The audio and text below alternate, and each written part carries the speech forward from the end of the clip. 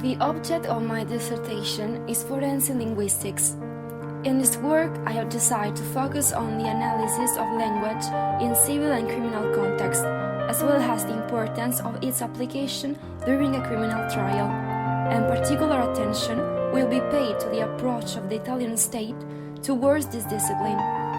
In Italy, in fact, forensic linguistics has only recently affirmed itself, and is gradually evolving in comparison to countries like Great Britain or the United States, where it is fully applied and has been and continues to be fundamental for the resolution of a case. Each of us has a unique linguistic style, a true fingerprint, and no matter how hard we try to hide our traits, there will always be one that reveals the truth. Forensic linguistics helps to identify the author of an anonymous writing, to establish the truthfulness of a confession or a testimony, to determine if a text is the result of a plagiarism, and to identify the speaker. The most famous case in which forensic linguistics was used was the case of Theodore Kaczynski, alias Unabomber, to find a real genius. He had been able to eliminate all his traces. He had never made a mistake. The man, after having sent for several years a great quantity of personal bombs, killing and injuring people, and after having forced the press to publish his manifesto, was captured only thanks to the use of forensic linguistics, which, by analyzing his writing, comparing it with the other letters that were sent together with the personal bombs, and receiving a confirmation from his brother, who had recognized his way of speaking, established that he was the same person.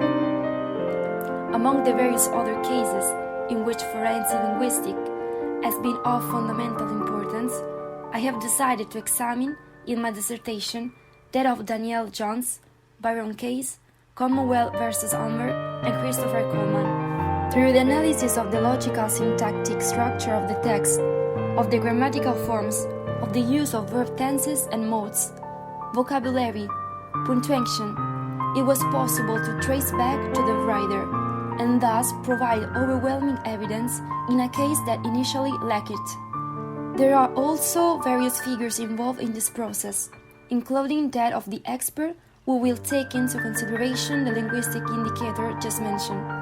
Moreover, the types of text the expert may have to deal with are various: anonymous letters, not written texts, such as telephone and environmental interceptions. It is important to underline the fact that in Italy there is no professional register of experts for phonic comparisons. In fact, these experts are chosen by a judge on the basis of trust, and do not even exist any training courses for people who wish to do this highly specialized job.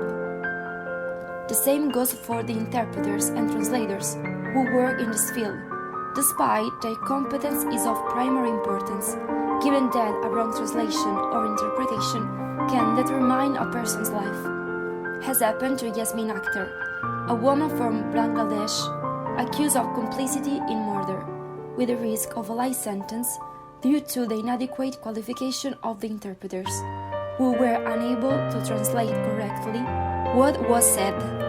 It is therefore important to reflect on the importance of these professionals and the need to progress in this area.